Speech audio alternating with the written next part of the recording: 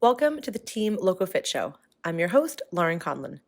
Each week, we bring you the best insights in nutrition, mental health, habit building, training, and more. This week, I'm joined by Rick, our team therapist, to talk about the science of dating. Enjoy the show. So if you guys listened to our last podcast that we did together, it was about attachment styles and maybe why you're not choosing the right relationship or falling into maybe like these patterns of dating the wrong people. So we wanted to do a whole podcast actually on dating because there's a lot of just misconceptions or misunderstandings. I think that it's something that we could all learn a little bit more about. Yeah. I don't think that anybody's like, oh, I got all my bases covered here with dating. So I'm actually really excited for this one. And I think that there's going to be a lot of good things that we delineate that a lot of people don't maybe think about. Like even in the other podcast when we were talking about stuff, I was like, wait, what is he saying? I was like, oh, maybe that is like something that's not common knowledge. So sometimes there can be a little bit more science to dating than people want to believe. Yeah. It's not just like the sun, the wind, the moon, and the stars all aligned, and I found the perfect person. That's astrology. Right. So, yeah, if you have not listened to the Attachment Style podcast, I would recommend that you go back and do that. Just because it'll help give you a deeper understanding of some of the issues and struggles that we face when we're meeting new people. It's really important to understand yourself. And it's very difficult to understand somebody else until you know what your own patterns, your own histories, your own potential setbacks or issues are going to be. So understanding like whether you're avoidant attachment style, anxious attachment style, or secure attachment style is really important because if you don't understand those things, you're going to attract oftentimes or be attracted to the wrong person. So go back, listen to that. It'll help give you a more complete understanding of what we're talking about today because part of what we're going to talk about today will relate to what we discussed in that last podcast. What if so say you listen to the last one, or you do know that like you are avoidant or anxious attachment style. Would it be better to like address those things first on your own or just be aware of them when you're dating someone? Does that make sense? Like if you're really, really struggling, and of course we all have different aspects of those, right? Like nobody's 100% perfectly like secure attachment style. But if you're like, really, you've gone through like a really rough patch with either a relationship or dating several people and you're like, wow, I really need to work on these negative behaviors about myself. Would it be better to do that and not even think about dating or just be more aware of that and aware of your tendencies? In a nutshell, to answer your question, yes, it's better to do it now before you're dating than when you're in it. So if you're essentially been going through a bunch of bad relationships and you find yourself single, well, you're not in a relationship right now. And it's kind of like putting the cart before the horse. It's kind of like if I were to come to you and say, hey, Lauren, I'd like to do a bodybuilding competition next week. What would you say? Like, good luck, Rick. Yeah. Right? Like, this is going to go horribly wrong. At least do that. There's so much that goes into being able to walk out on that stage, right? Dating is very similar in that sense that if you have a history and a pattern of particular behaviors or thought processes or seeking out poor qualities, and you're dating and you're trying to address these things, like can they be done simultaneously? Sure. Is it better to be like, okay, not that you need to take a break from dating, but like let's put it on pause and let's stop and like let's start reading some books, let's start doing some of our own analysis. And let me start working on some of these things so that when the time comes and I'm ready to date, I have a better handle on this. And I have met people, and I have said this to people in the past, people who have been like, let's say anxious. Anxious attachment style is a pretty common attachment style. I've had people when they're like, they'll tell the person that they're just starting to date, they're like, look, I'm an anxious attachment style. And then when you talk to that person's significant other, 2 months or 3 months into the relationship, and you're like, hey, do you notice any of these anxious features? And they're like, no. They describe themselves as anxious, but they're not. Why aren't they? Because they've learned to address those anxious issues before the relationship started so they could better manage it. So it's like, is this my anxiety that's creeping up, or is this a character flaw in the person or within the relationship? And when they recognize that it's their anxiety, they back off and they don't project it onto the other person. So then the other person who's in the relationship is like, yeah, they are kind of easygoing. I don't have to check in with them all the time because the person has become aware. And so that's the benefit of addressing it before, as opposed to like, you can be like, hey, all day, I'm anxious.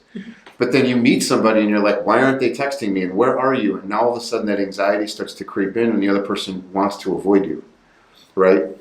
So yeah, in an ideal world, in a perfect world, if you're not dating anybody right now and you know this stuff about yourself, like start addressing it. What are you waiting for? Like you're going to wait for the right guy to come into your life before you start addressing these things. Like you're going to push him away or her away.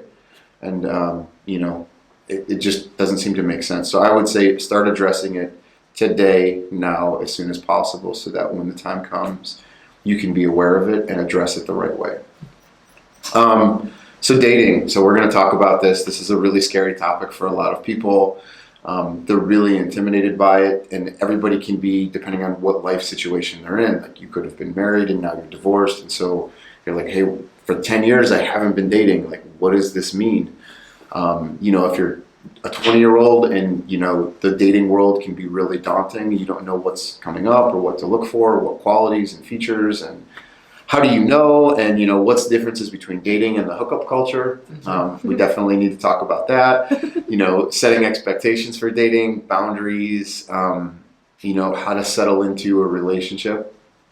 All of these things are really important to understand, and it's difficult and it can be really stressful for people to navigate. So the first thing that I want to tell people, and this is the most important thing that I can absolutely say to you right now, is to be honest with yourself and understand what it is you are actually looking for. There are a lot of people who say they want a relationship, but all of their behaviors and their mannerisms lead toward a hookup culture, and vice versa. Like, if you're living in a hookup culture, it's difficult to make that shift into a long-term relationship. I don't know how you do the two because they don't mesh well. If you're looking to hook up, like you're essentially avoiding emotional intimacy and connecting with other people in a meaningful way. And you've also kind of become desensitized to what sex is in a relationship and how that creates deeper levels of intimacy, and you're using it just for physical pleasure. And that can set a dangerous precedent in relationships, because the longer you stay in those patterns of just frivolous, meaningless hooking up, it makes it difficult to settle into a relationship when you meet somebody that you actually care about, because you're so used to keeping people at arm's length. You don't know how to be vulnerable anymore, or it's a challenge to be so. And I don't know if... And you're used to, obviously, all the novelty of, being with different people whenever you want and not really having any commitment. So that's just a completely different shift. It's a way to avoid intimacy, And you have to, like you said, outline, like say that to yourself and figure that out. Like, what do I actually want? Like, because if you're not honest with yourself, then you can't be honest with the other person. And then like one wants the other, and that's like the word.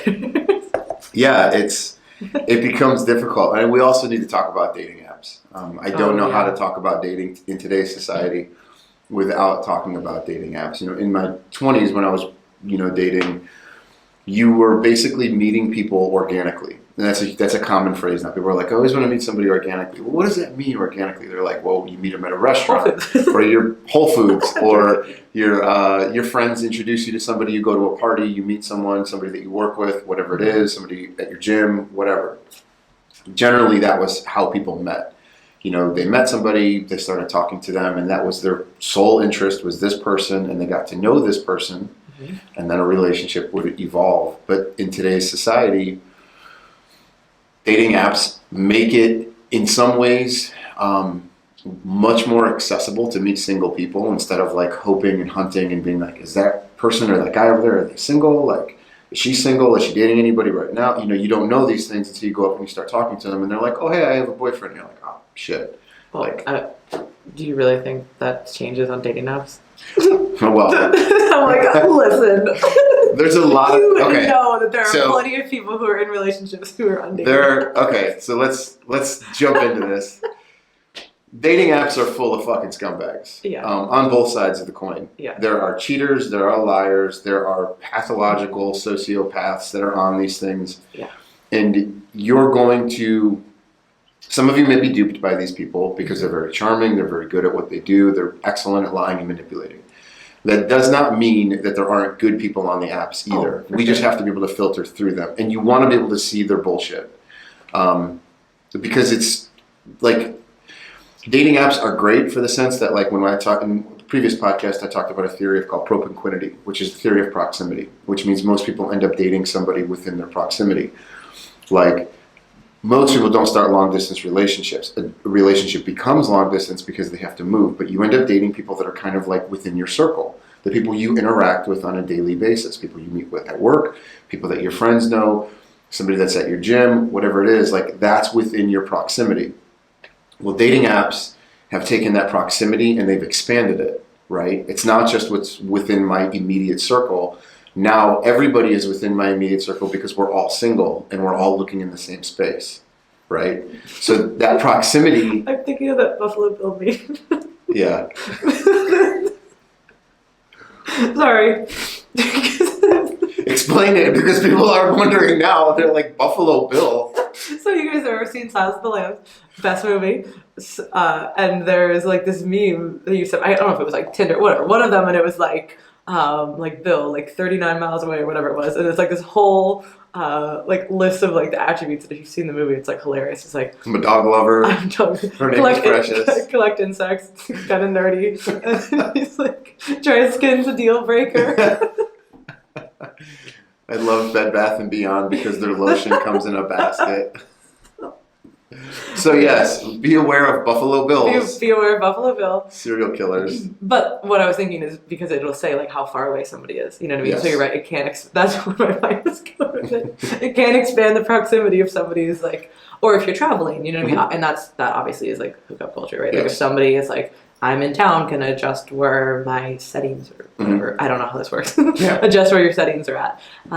But yes, that's definitely super different. But I don't know. I feel like it would still just be, why don't people just go out and meet people? I think some people do, but this has become the trend. You know, it's like asking people, well, if social media is so bad for us, why don't people just get off of it? There's a lot of people that still have it. And so this has become an acceptable way for people to meet. And it's become, and I think the reason it's so prevalent now is because it is so much easier to meet single people. There are some people, and mostly extroverts, who don't have a problem meeting people. And they I don't want to say they get off on that, but it's not an issue for them. So they don't see it as an issue. There are some men or women who can walk into a bar and people are like very eager to come up and talk to them. Usually they're on the prettier side, okay, or the handsome side of life. And so meeting people hasn't been that big of an issue. They might have a good personality where they can crack jokes and start conversations easily. So meeting people for that person isn't difficult. For everybody though, you know, I've seen in my time, you know, women, at least in my opinion, some of the ones that I've been working with, they're much more cautious about meeting people in person because it can feel, I don't know, threatening, or it can be too aggressive sometimes, and it doesn't have this element of control. Whereas on an app, you absolutely have control. You have distance, which creates a sense of safety where it's like, I can talk and text this person and I don't have to be interacting with them face to face or anything yet until I like them. But I, you know, strongly tell people to, if you meet somebody in person, that's a really great thing. Like, let's not shy away from this. Not every person who's coming up to you and talking to you has an interest in sleeping with you. They might ultimately because they find you attractive, which isn't a bad thing. Like, sex is a good thing. Like, we want to get to the space where we can have it in a healthy way. But I think it's just become acceptable to date through apps because it's so easy and it's convenient. You can be sitting on your couch in your pajamas, like texting people and developing a relationship just like that. But what I do want to say about the apps is obviously, yes, be aware that there are some real scumbags out there. There's people who are going to lie, manipulate. Use the most recent photos you can. Oh my God, we were just talking about this before. Let's not pull up your high school pictures, you know, when you were 50 pounds lighter, or, you know, when you didn't have a beard and you have one now. Like, represent an authentic version of yourself, a realistic version of who you are. There's nothing more disappointing than showing up for a date and you're thinking like, oh, I'm going to meet this person, and they show up and they look completely different than all of their pictures. Like, it's a deception. See, that's what's so weird about this to me. I'm like, if you get on a dating app and you start talking to somebody, like, I don't know, I'm like, first of all, what is the point? Like, presumably we're going to meet, so you're going to see me, or I'm going to see you. So why would you do that? You know, and I'm not saying don't use a bad photo, but use a fucking relative photo. You know what I mean? Or like when we were talking about people getting like catfished for like a year, right? It's like, did you never FaceTime this person? Like, did you know? Like, there is so much technology to where you can literally, if you have talked to somebody for any amount of time, then you like can't meet up for whatever reason. Like, okay, well, hey, let's just FaceTime. Like, why are we gonna text? Why don't we like do this? And then you would be able to see this person. Like, I couldn't imagine just texting someone for a year. But yet, story after story pops I know, up like it's that. like that's just so crazy to me. Like, do you not want to? Like, I would want to see that person. Absolutely. Too. Like, if you're like that interested in them, like you want to see like their face and their eyes and like how they talk to you. Like, I've heard of really elaborate stories of people like constantly poaching pictures from a person's Instagram. Oh, and like sending totally them like themselves, fake but accounts or like. yeah, it's scary, and that's the part that I think scares people about this. Is like you hear those stories. They are definitely in the minority. Oh, they are for sure. the Most 1%. of the time, it's like, not. Yeah. Hey, here's what I like. Do you want to fuck? Like that's what most dating apps, from what I've heard, are. And therein lies the second part of this. Go to the appropriate apps for what you're looking for. Like, by and large, Tinder is a hookup website, right? You're going to swipe left or right. Very few long-term relationships will develop out of Tinder or Bumble or some of the other ones. Plenty of Fish, I think, is one. No idea. Some of the ones that I have heard Christian Mingle. that I've seen. Farmers Only. That's the one that I'm on, guys. Farmers Only? They have one of those. There's nothing country about you. I'm catfishing. I'm dipping my toes into catfishing people. Anyway, enough of Lauren's love of animals and farming. I can't even keep a plant alive. The ones that people that I know, people who have from firsthand experience, who've had experience with dating apps, they are eHarmony seems to be one that is more focused on long-term relationships. That was like the OG one. You have to pay for it. eHarmony and Match, I think, came out like right at the same time. I feel like those are different. 'Cause those aren't just like apps. Like those are like, I feel like no, you have to fill out like a profile. Yeah. There's supposed to be something that matches you with people, but I think once your profile is released, they do both. Okay. There's ones that they send you and they say, hey, we think you'll match with this person really well based off of similar interests and things that you've said. However, your profile is open to anybody who's swiping and they can still message you. True.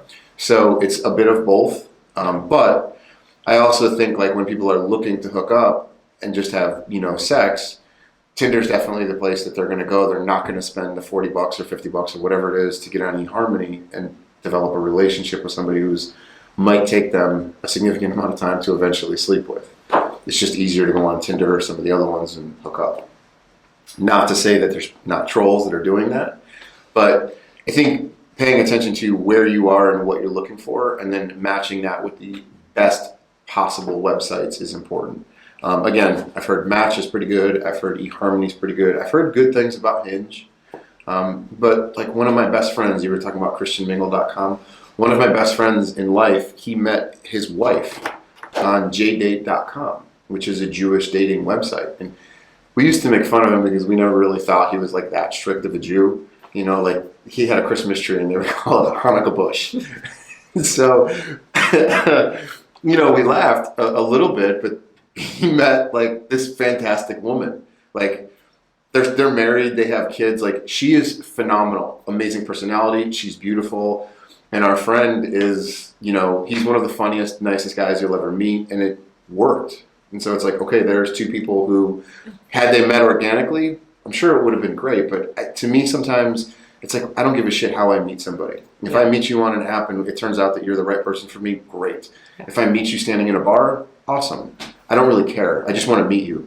Yeah, I feel like the website, like dating websites have more of an investment versus like when I think of dating apps, I think of Tinder and Bumble and all of that. And that's just like upload a few pictures, like, swipe if you like this kind of a thing versus like the websites, which I'm sure they have their own apps too. But like the dating websites, when you think of those, there's just more of an investment. Yeah. So Completely.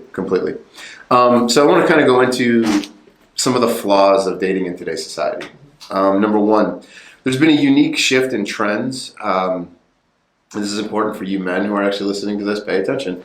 There's been a unique shift in trends in that women have, over the last several years or decades have really picked up in terms of being breadwinners. And I think in some more recent studies, they've demonstrated that like in 40% of households, women are the primary breadwinner, which means that now they're viewing men more as a liability than ever before. So it's important for you guys who are looking to date to have your shit together. And I don't just mean you have to make an incredible amount of money. I mean having your life put together to the point where this person's not viewing you as a liability. When you look at 40%, right, and you talk about like women's issues that have come up over the years and women's rights, it's like if 40% of the income is coming, or 40% of households now are supported by women, like we're only 10% away from that being a straight 50-50. Like that's been huge progress that's been made.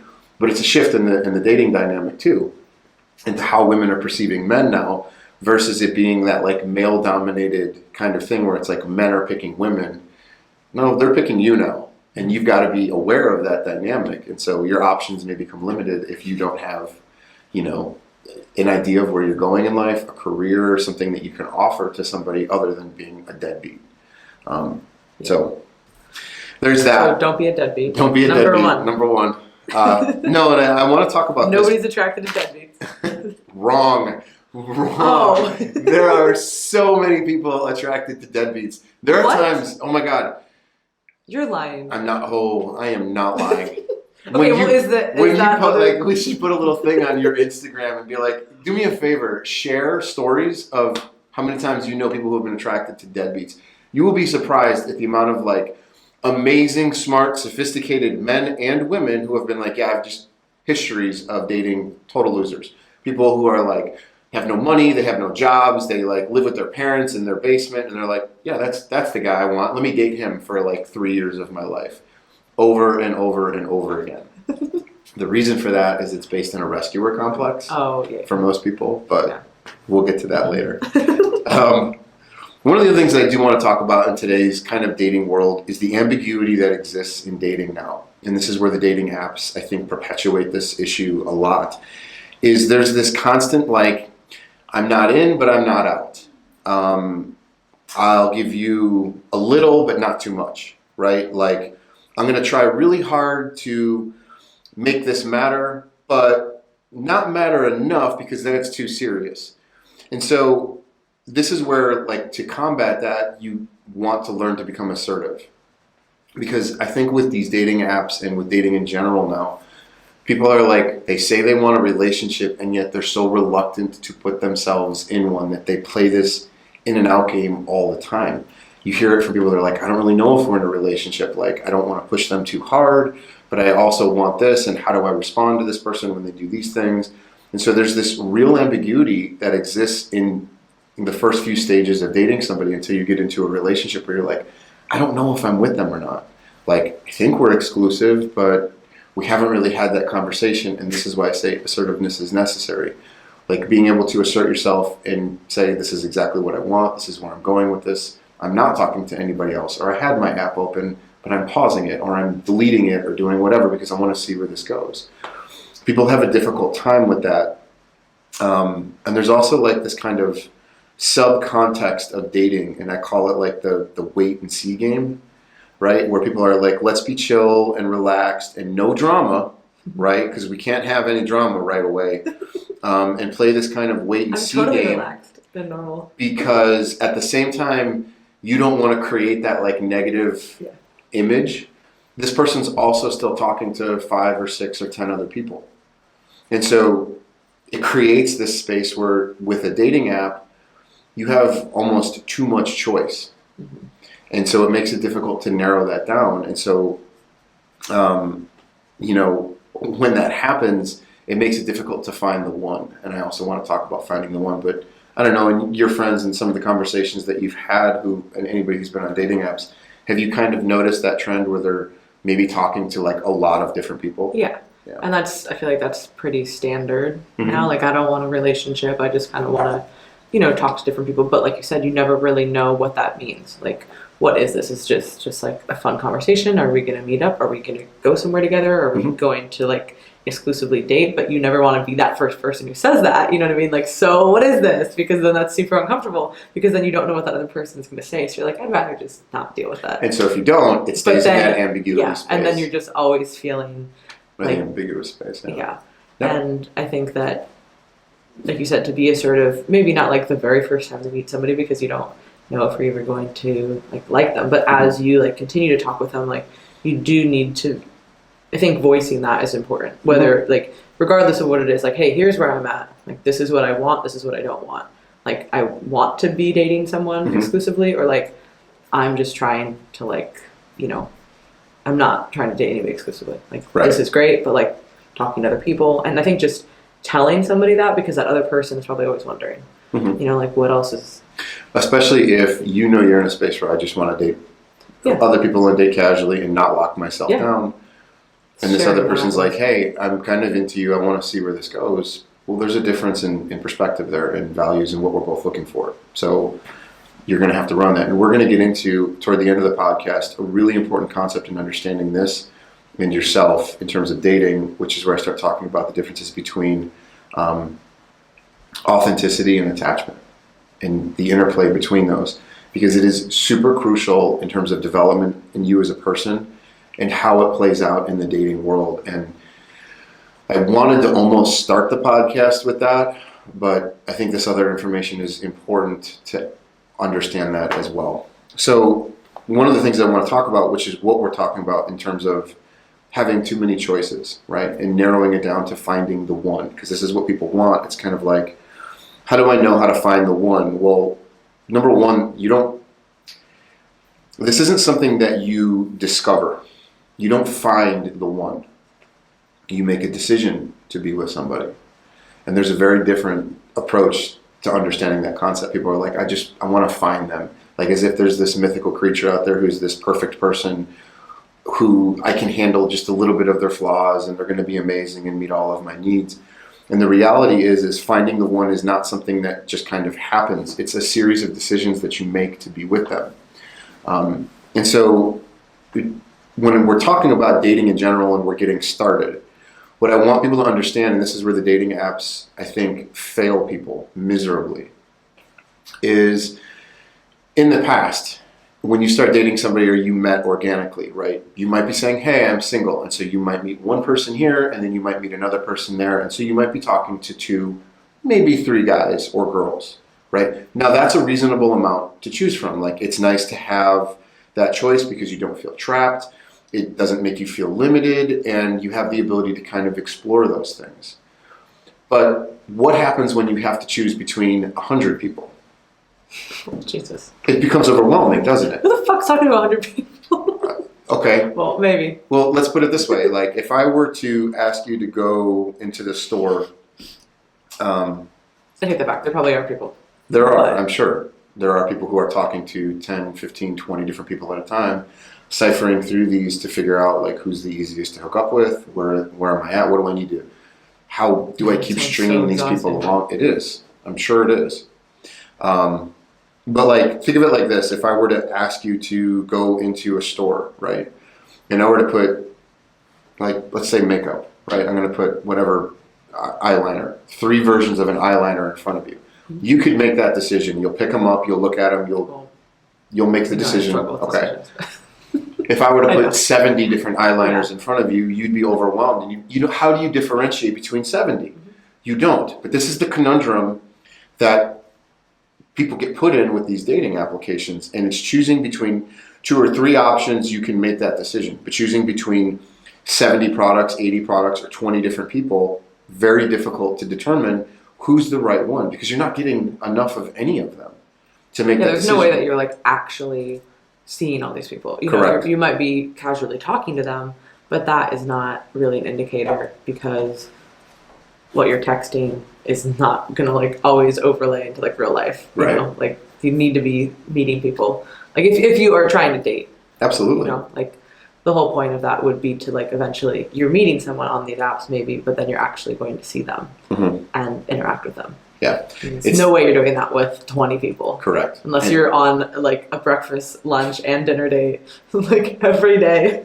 That paradox of choice is actually hurting people more than it is helping you. So while I think it's flattering to turn on your app and see like, oh, you've got 10 new messages, right? And it's, attractive people messaging you and you're like, oh, this is really great. So there's that huge dopamine dump and this like sense of value that has come with this. But you can't maintain 10 different conversations and be engaged. So it becomes really difficult. And then the other issue, or one of the other issues that I see people struggling with when they're first starting to date, is they want to be certain about things they can't be certain about, right? So how do I put this? I want to be certain that when I start dating this guy, he's the right guy. Good luck. You can't be certain about that. There's no way to know. You can only have some information of that person. You won't know, and a relationship generally takes its form in stages, right? And it's like, okay, we're going to date, and dating is like, okay, we're going to go out to dinner or for drinks or whatever it is, and that slowly progresses to spending a little bit more time together and then being at the other person's house, and then physical intimacy starts to take that same path. Like it might start with a hug or a kiss and eventually go down the hill from there. But you can't be certain about the person that you're dating. You can only have the decisions and the information that you have now and make the right decisions that lead you to the next series and stages. Because what I think happens is, and where certainty comes in, is when we're talking about finding the one, which is what all this is for, right? You're on all these apps, you're talking to all these people because you're trying to find the one and get to the relationship that you want. But what does that mean to find the one, right? And so let's start to look at what people actually have an expectation of. And this is where that romantic idealism starts to creep in, right? This is the fantasy. So if I'm dating you or if I'm talking to you and I'm going to make you be the one, well, now you have to be so fantastic that you make me stop swiping, right? And you've captivated my attention enough to make me stop looking. So now that means like that because I'm no longer looking for somebody, that you have to be pretty phenomenal. And so what does phenomenal mean, right? It means that I no longer have any doubts, that I feel certain in this, and that you are going to meet all of my needs. Well, now we've really ventured into a real shitstorm, because when you start talking about what are my needs, this is like what has changed in our society is individuals are looking for one person to meet the needs that like an entire community of people used to meet. And this is why I tell people, like, the rest of your life, if it's not in balance, if it's not, if you don't have great friendships and you don't have a good career and you don't have other things, you're looking for this one person to meet all of your needs. And they can't do that. They will fall flat.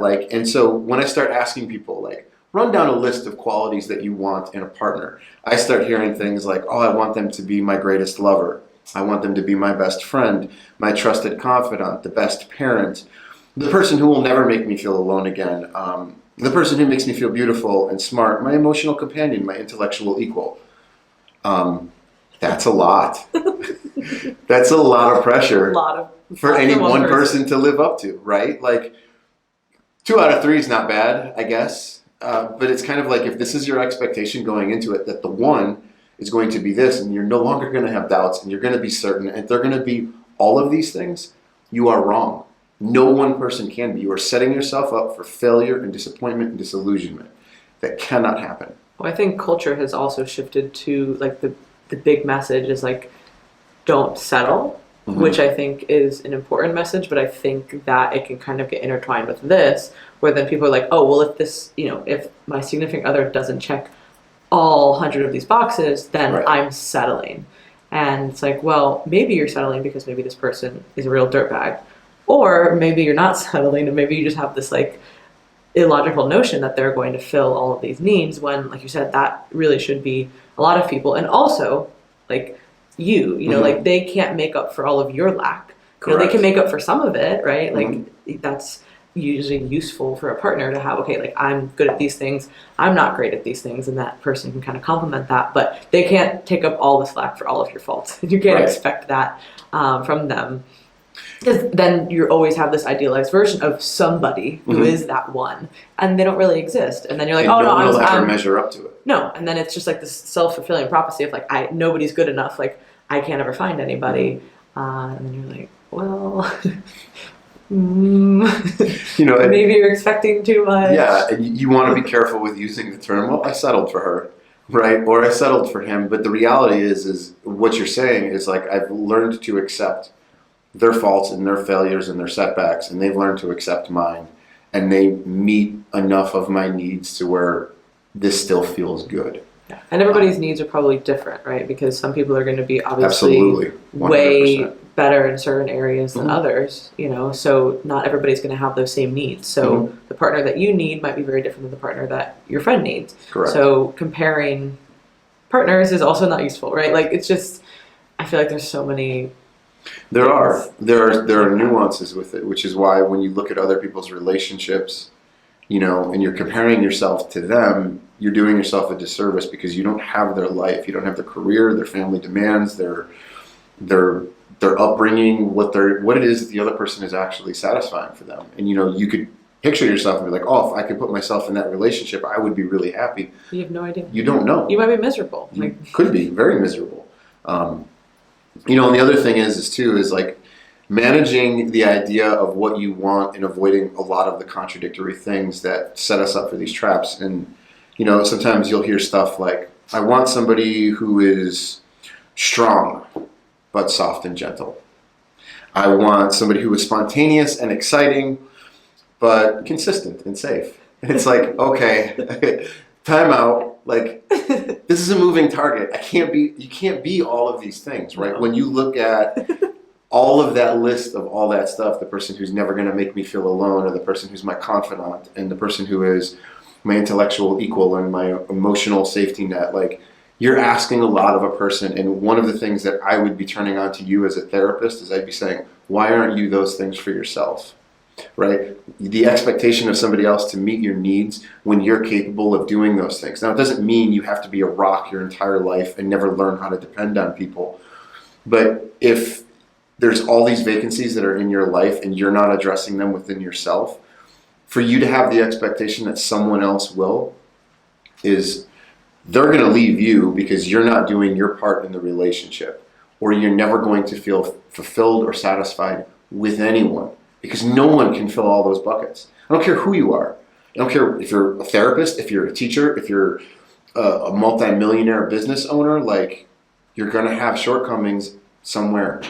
You just can't do it. And I think when people keep that expectation of finding the one and it leads down this rabbit hole, it's a really dangerous space for people to get in because they don't understand it. Yeah, and that partner will always be made to feel inadequate too. They'll be like, no matter what I do, it's never enough, right? So then it's like this awful cycle. How many times have you heard that from people? Yeah. Yeah. Like that exact dynamic. Mm-hmm. And it sucks because sometimes they're two really good people to, like, individually, and they can be good together, but it's like, that's never going to work. That's always... You can always be friends with somebody, but the person that you're choosing to spend your life with is special to you. And it's special because they mesh with you and you mesh with them in that one weird way. Mm-hmm. That's it.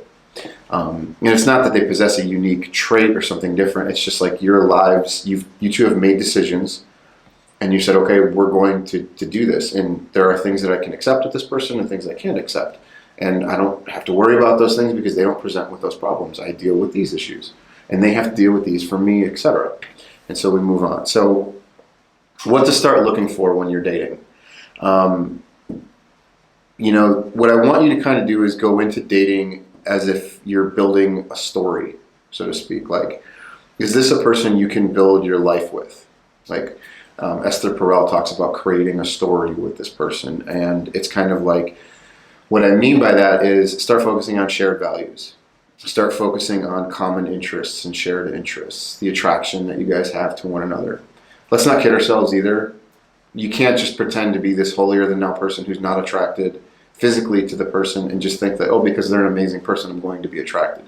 If you are that person, great. You've ascended to a higher level. But most of us are still going to need to be physically attracted to somebody on some basic level. And everybody has different things that they're attracted to, so that Correct. works out pretty well. Usually. But if that's the sole thing you're looking for, Oh, yeah, no. you're going to be disappointed. I think that's what's frustrating too with the apps. Like when I see them from like the outside, it's like, that's what I think a lot of people are just focusing on that, right? And that is really, like, if you're not able to interact with somebody like in a real setting, you don't really get to see their personality. So like all you're seeing is like what they're presenting there, especially like from like a physical sense. And is that really going to like go anywhere versus like you actually meet someone and then, you know, like you see how they're interacting, like you see their personality. I think that's also where that can get really dicey. But hopefully, if you are using a dating app to meet someone, you at least can meet them sooner rather than later.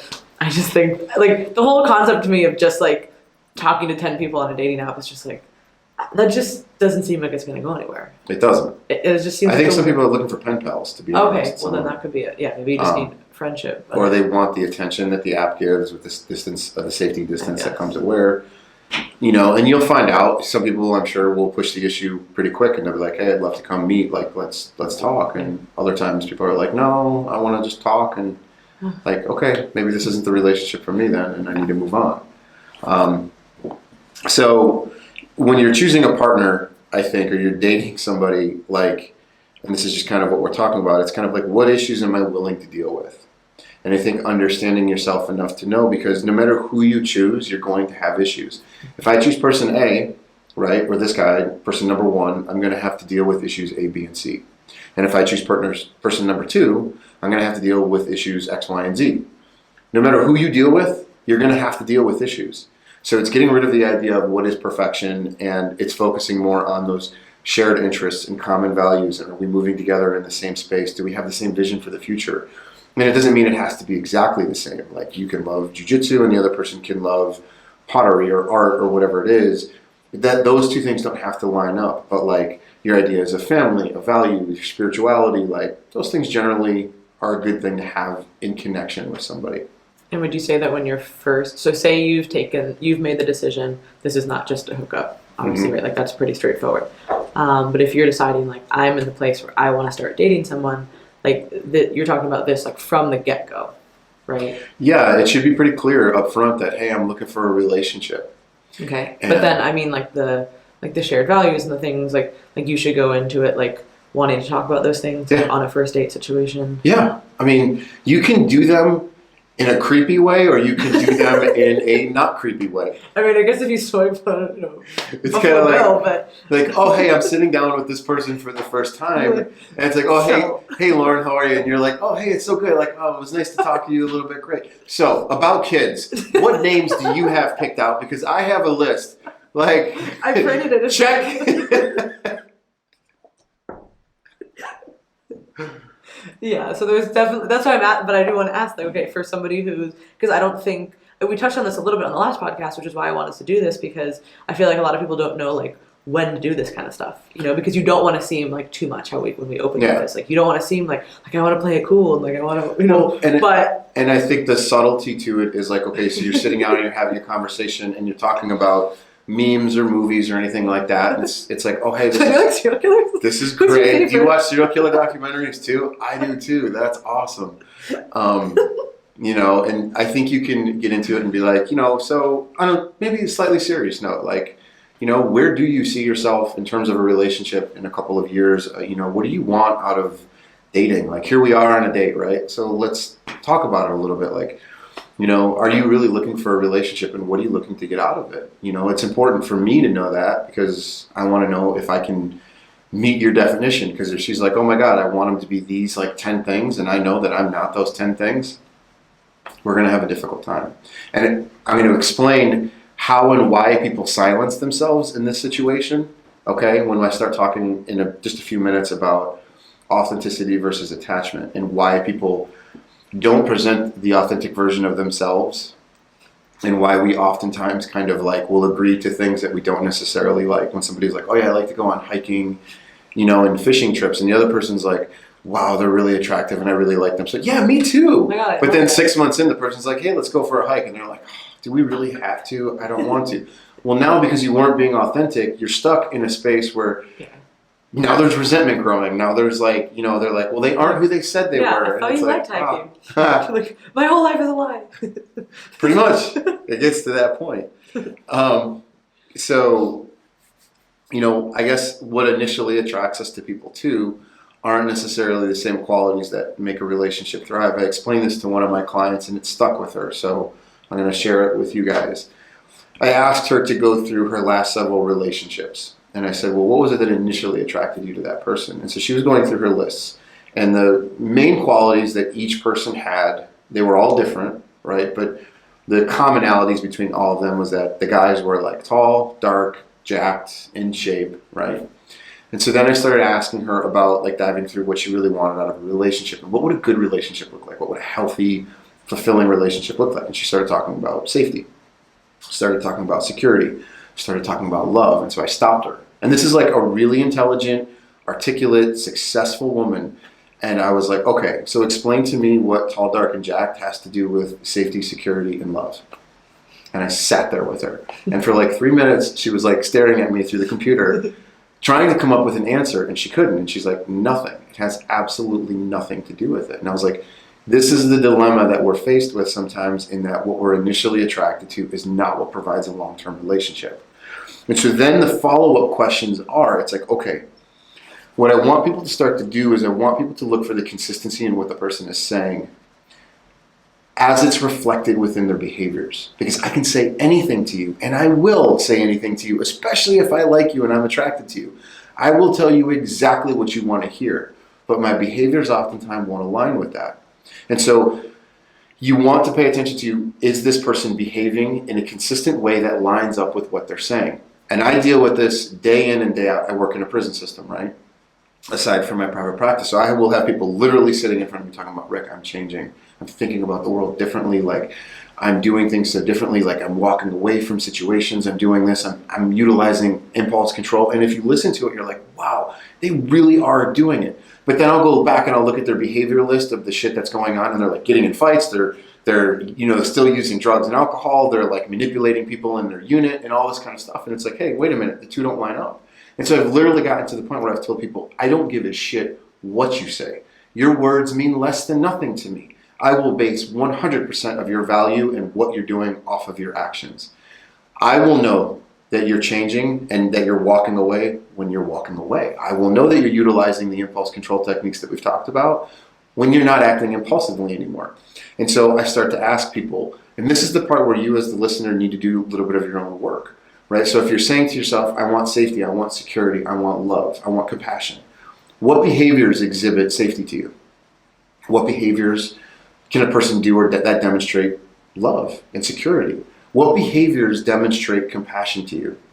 And so it's important to understand that so that you know how to see it within that person, right? Are they consistently calling you? Are they saying they're going to be in a space and they're going to be there? And it's followed up with action and not just words. And all too often we put stock into words and not enough into the actions. And then when we see the actions don't align, we rationalize it for them. And then we wonder why like we get stuck in these dead ass relationships that go nowhere with people who are like total dirtbags. Yeah. And that's, I feel like, definitely exacerbated with the way that everybody communicates now, right? Because you can say all these things in a like online format, or even like even talking, right? Like just not in physical like proximity. But like you said, if they're not following that up, then you're Right. like, then you feel really stupid, right? You're like, okay, well, you said all of these things, and then this happened, and now I'm just sitting here like, Yeah. okay. And people will rationalize that for themselves. Yeah. Like your actions didn't match what you said. And instead of me holding you accountable for that, I will come up with excuses for you. Yeah. People But I think do it's, this I all think the time. it's super hard though, because people have like sort of invested Mhm. their time and energy. Okay, So you're like, you're rationalizing now. No. That's what Yeah. people do. They're like, I've got 6 months I've in done this. this. I've got a year. Yeah. I've got 10 years in this. And they're not the same person. Maybe they never were that person. But you're saying like, well, maybe I need to give it more time now. Mhm. And so all of a sudden we start kind of going down this rabbit hole of making excuses for the person rather than holding them accountable. Yeah. And sometimes you have to bring it up. You have to say like, hey, this doesn't line up. See how the person reacts. Yeah. If they react and respond quickly and immediately, like, hey, like, awesome, good for you. You voiced your opinion, and now the person heard you and listened, which means they respect you when they're making the changes to make the relationship better. Yeah. Because if you don't bring it up, then they probably don't even recognize it. Or they might, but they Or don't would they? understand the like depth of it, you know. Right. And seeing how they respond is super important. Mhm. Like they might be like, hey, I know I'm doing this, like I'm just not in the position to make these changes right now. Or, hey, you're right, like I did need to get called out for that. Sure. Or they're just like, no, fuck you, like, you know, like you're XYZ. Then they get upset, and then you're like, And more times than not, when you say what your need is, if the other person is listening and they're more secure, they will accept responsibility for it. Even if it's something that they don't feel like they did wrong. Mm-hmm. There's a difference between me being wrong versus saying like, okay, this is a need that she needs from me, and I just haven't been doing it. Like if I had somebody tell me that they wanted phone calls, before the person went to bed at night, because nighttime was kind of a transitional period for them.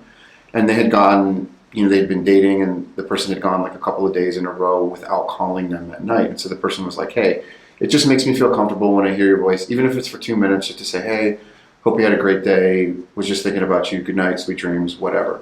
And so you have a choice how to respond to that, right? This is a person who's expressing their need, and they're telling you it's probably coming from a slightly anxious space, right?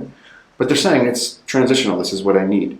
And so you can be like, well, that's kind of fucking ridiculous, or why do I have to do this, and argue with the person because you're feeling threatened. Or you can be like, well, I called you like these 10 other times. Why aren't you paying attention to those things? So now we're being defensive, as opposed to just being like, okay, like I get it. This is what you need. I totally understand that. It's not a put down on me. It's just saying, okay, this is what you want from me. So start calling. And then when they do, and the other person responds and they acknowledge it, it's like, wow, you responded. And the person's like, not necessarily overwhelmed, but they're fulfilled. And they're like, this person loved me. You want to talk about what love looks like? There it is. You want to talk about what safety and security look like? There it is. I told you what my need is, and you responded to it. You didn't judge me. You didn't feel threatened by it. Part of it is to how that person approaches it, right? If you're like, look, the cat, I need you to call me every night because, I'm feeling lonely and I want you to, I don't want to feel lonely. That's a negative way to really come at it versus like, hey, this is kind of transitional. I want to hear your voice, blah, blah, blah. And the person can respond in an appropriate way. Make sense? Yeah. Okay. All right. So troubleshooting some commitment issues early in relationships. One of the things that I think people have difficulty is when we're talking about that ambiguous space, and somebody's like, hey, trying to push the relationship forward, but they're met with the resistance of like, hey, you're kind of coming on too strong. Like, I like you, but I don't want to see you every day maybe, or I don't want to see you twice a week, or whatever it is, that the person's having a truth with. So it's kind of like, what do you do when you're pushed back, what do you do with the truth that is being pushed back on you, right? Like, you're like, hey, I wanted a relationship, you said you did too, but it doesn't seem to be lining up. And so my first question is kind of as a therapist is like, all right, what's that other person's, where's the cause for the hesitation, right? And so what I want people to be aware of is the other person that you're dating or talking to, like, do they have a history of dramatic relationships? And what I mean by that is does this person, like, do they have the, wait a minute, my notes are out of order here. Yeah, you fucked up.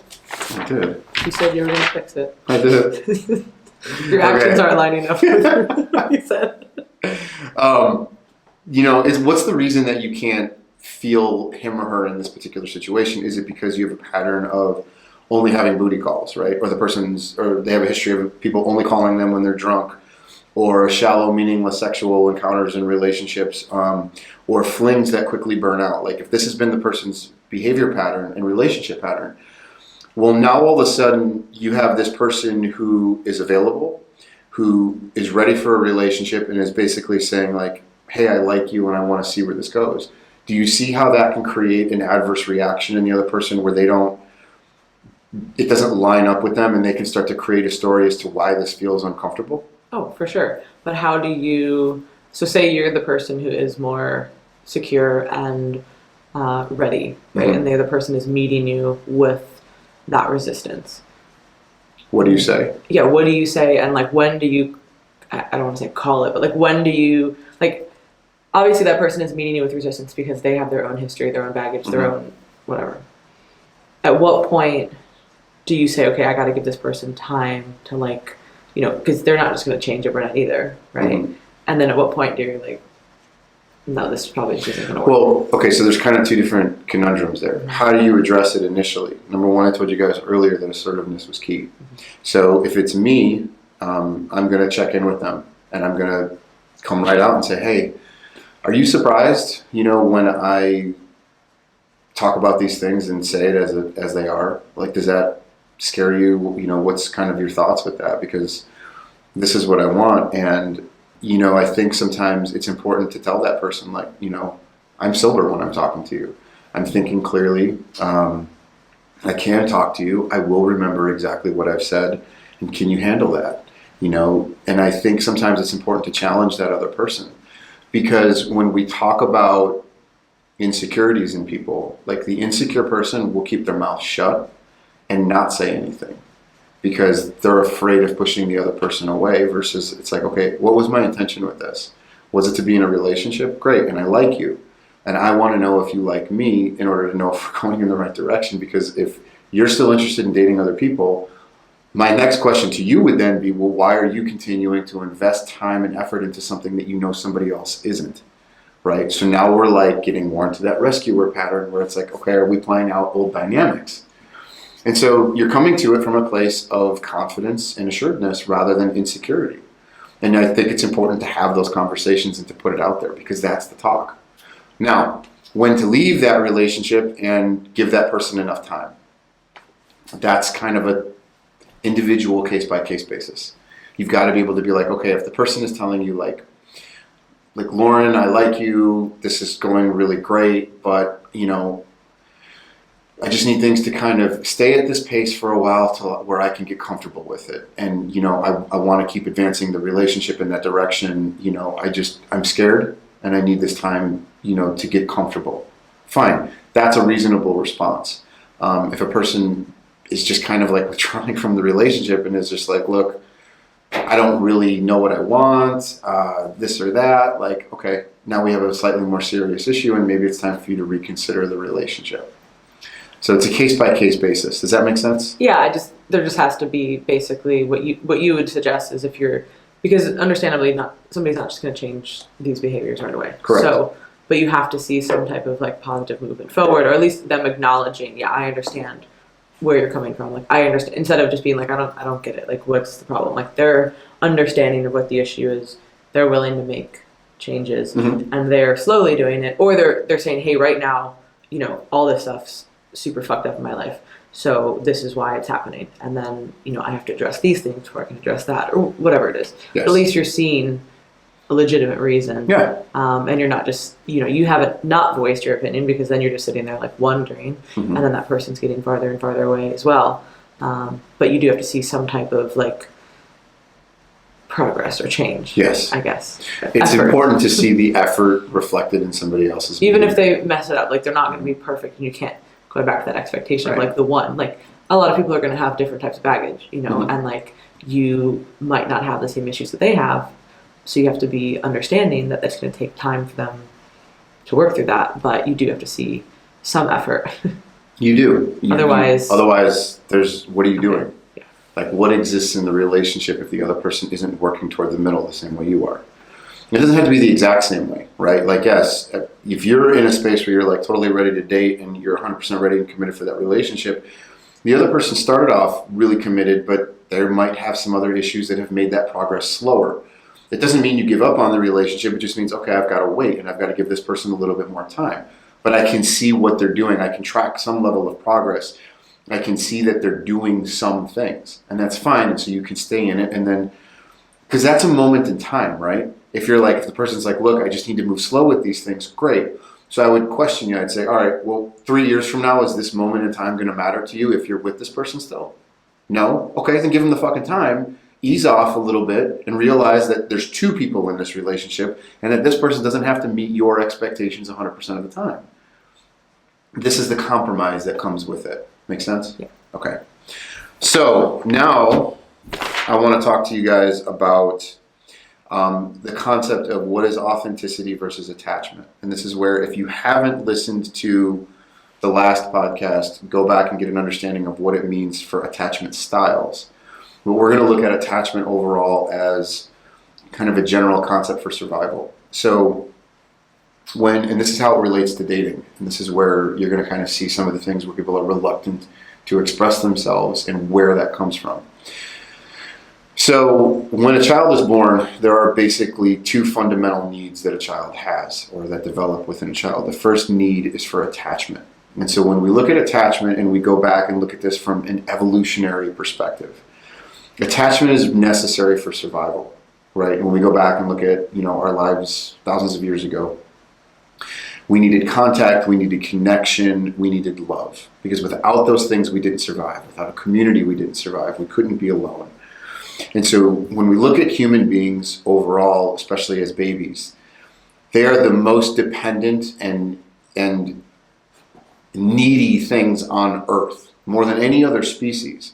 We have the longest period in time where we are dependent, and our attachment needs are enormous at birth and the first however many years of their life. Like I have my son, he's 5, almost 6, right? Now there's so many ways he is completely independent. But if I were to push that 5-year-old out into the world and tell him to make his way in the world or survive, how long do you think it's going to be before he dies? Like, not very long. And he's 6, right? That's 6 years of his life. Like, what other species on Earth coddles their younglings for 6 years? And I'm not done with him. You know what I mean? Like, I have years still ahead of me to meet his needs and to take care of him. And so the concept of attachment stems from a place of survival. And it's important that throughout our lives, these attachments are what help us form societies. They're what help us form social groups and communities, because without it, we didn't survive. And so that innate sense of attachment is built into our genetic code. So even though today it's a completely different environment than it was when we had to hunt and gather for our family, that instinct is still innate within us. We're still human beings as a result of that.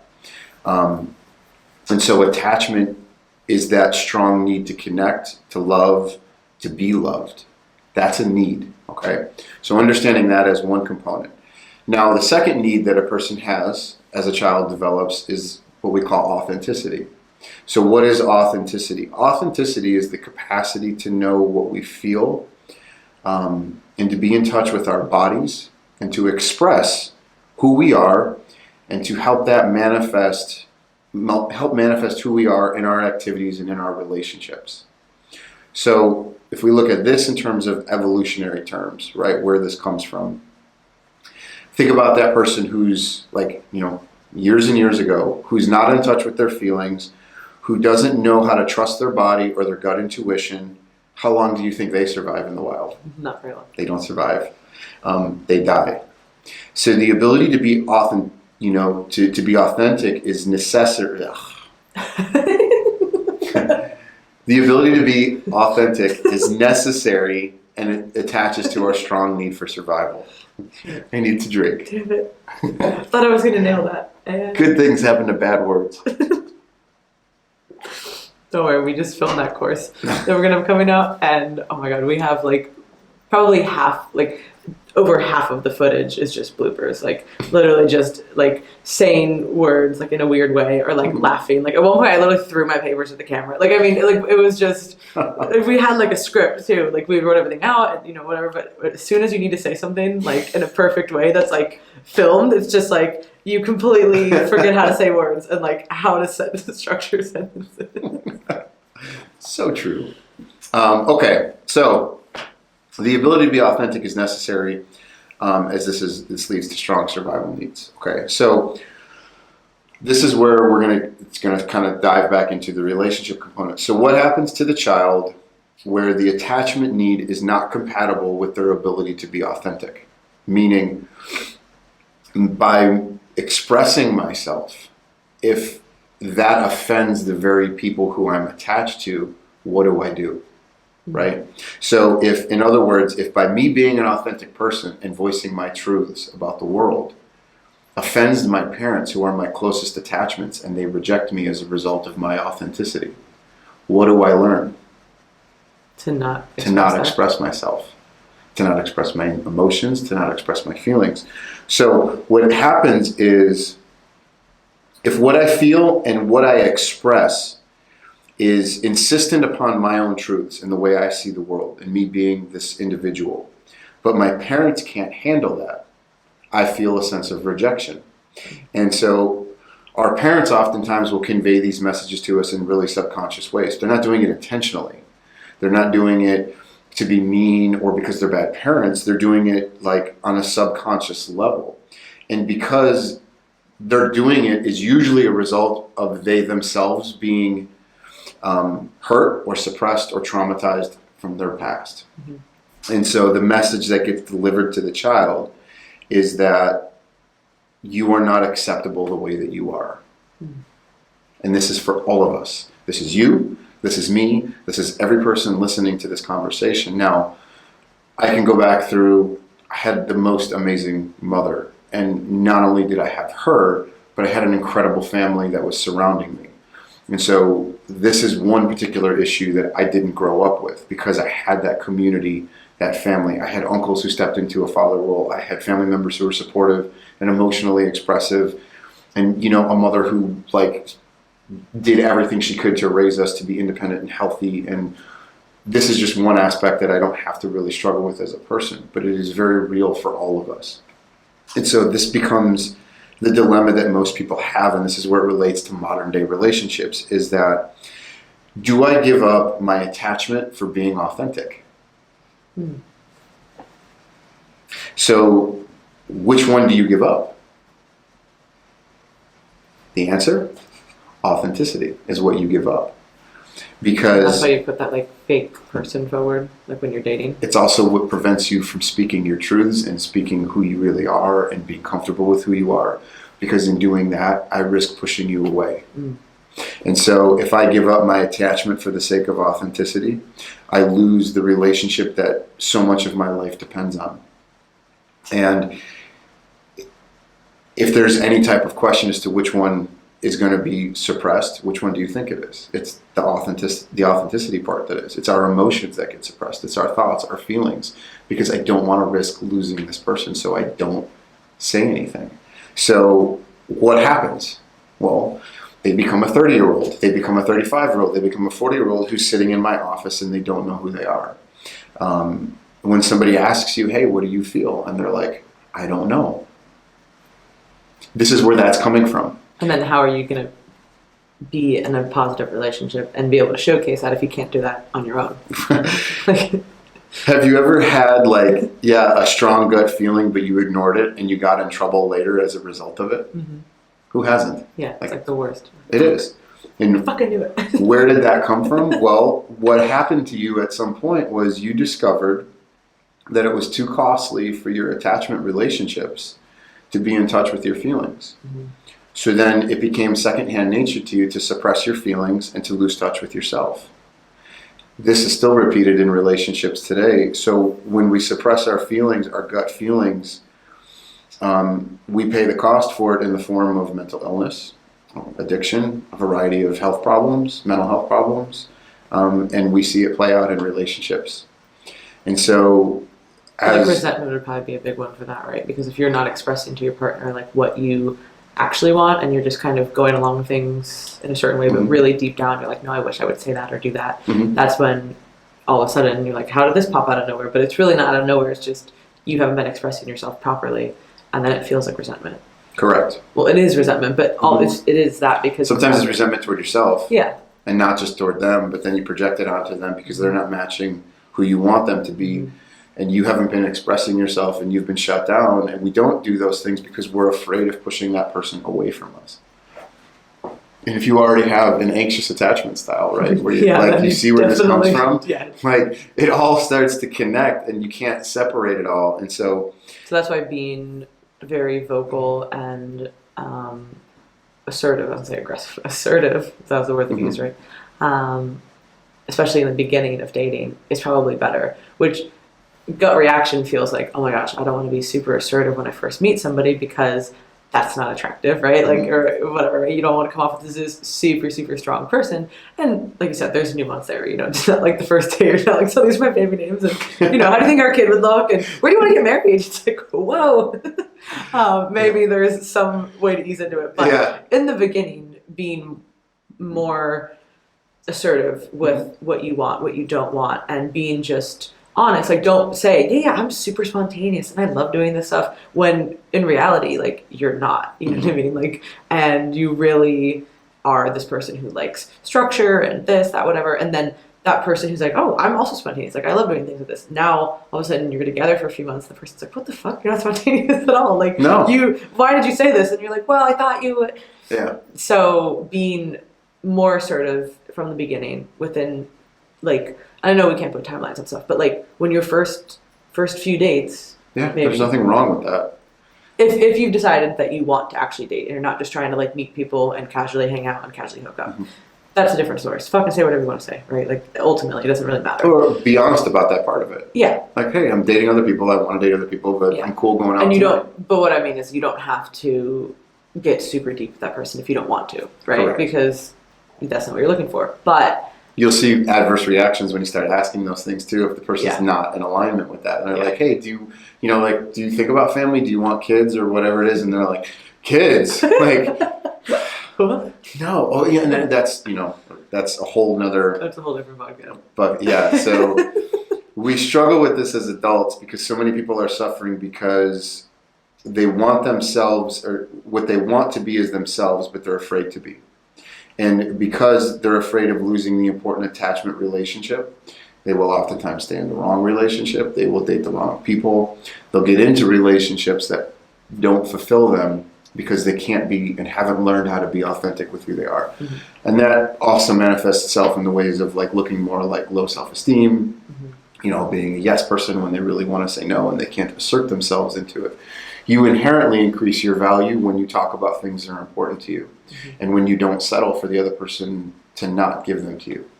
Yeah. That's when you get into these issues. So when you're dating somebody and the person says, hey, do you like doing A, B, and C, or do you want X, Y, and Z in your life and in a relationship, and the person's like, yes, I do, and you're like, no, I don't. Say that. Because what ends up happening is... And it could still work. It doesn't mean that, like... It can, but if it's big enough, it won't.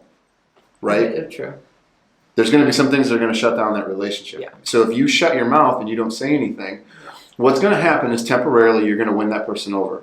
And you're going to be happy because you're in that relationship and you get to be with that person and it's going to be exciting. But then whatever it is, 3 months, 6 months, a year down the road, all that euphoria is going to be gone and you're left with the reality of who this person is and can this person actually love you and do they meet your needs for love? Do you guys have these similar interests and these values? Because tall, dark, and handsome, or tall, dark, and jacked, or hot, or whatever it is, like, you get over that pretty damn quick. And the rest of the person is still there. And if you don't like that person or you don't have anything in alignment with them, you struggle. And so this is where, when you look at it in terms of modern day dating, when you don't express those things and you don't know what they are, then you're going to be left with these like empty relationships. And so, if you're that person who's like, yeah, every time somebody asks me how I feel, I don't know how to answer that. This is a big part of it. You might be authentic in other areas of your life, but not this part. And so learning how to voice those opinions is important. And I think it's especially true for people who are successful in other areas of their life because they've been able to get by with like the emotional side of their life because the other things are excelling. So they're like, well, I don't really need to work on this because this is more important and I'm pretty good here. So I'm just going to kind of gloss over this. But I feel like this is almost like the root or one of the roots of like the midlife crisis, right? Or people just, waking up and figuring out like, man, this is not what I want because they've never really expressed these things. But I do think it comes down to, like you said, and like how we started it, you have to work on this first and recognize what you want or don't want going into something so that you don't get 6 months or 5 years down the road or 30 years down the road and you're like, wow, never really liked this and then, or whatever it is, right? And then you feel like you can't make any changes at that point.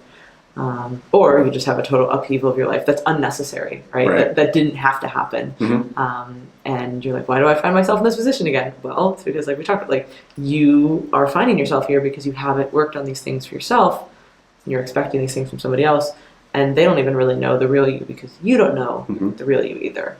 Right. That's 100%. That's the full circle picture of it.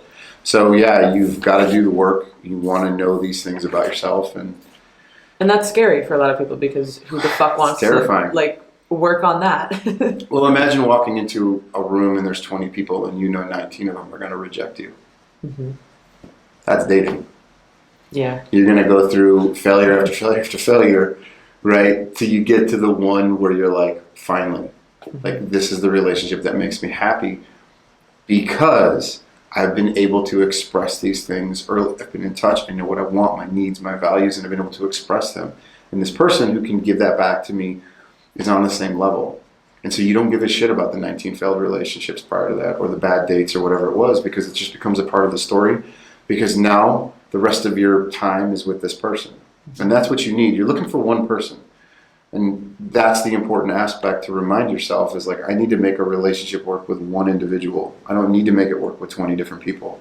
But yeah, you got to have to risk some rejection along the way. And not because they're bad people or because you're bad. It's just like there's a difference between, hey, we work or we don't. It doesn't mean I hate you. It doesn't mean we're bad or you're a bad person. But in order to get to that space, you've got to know what you're looking for, and you've got to do some of the work to get there. Otherwise, you're going to play out the same pathology, the same issues are going to develop, and you're going to be sitting in my office for a long time until you get this message across. Yeah. So. Yeah, well, we hope that was really helpful, and we broke it down to a little bit more of a scientific approach to dieting, which is not surprising. Dating. Oh, what did I say? Dieting. Dieting! Yeah, we totally talked about dieting for the past hour. Didn't you guys pick up on that? What the fuck is wrong with my brain? I need a fucking brain scan. All right. If you like this week's episode, please share it. This is the best way you can support our show. To check out our coaching services, courses we offer, and additional content we put out, visit teamlocofit.com and follow us on Instagram at teamlocofit.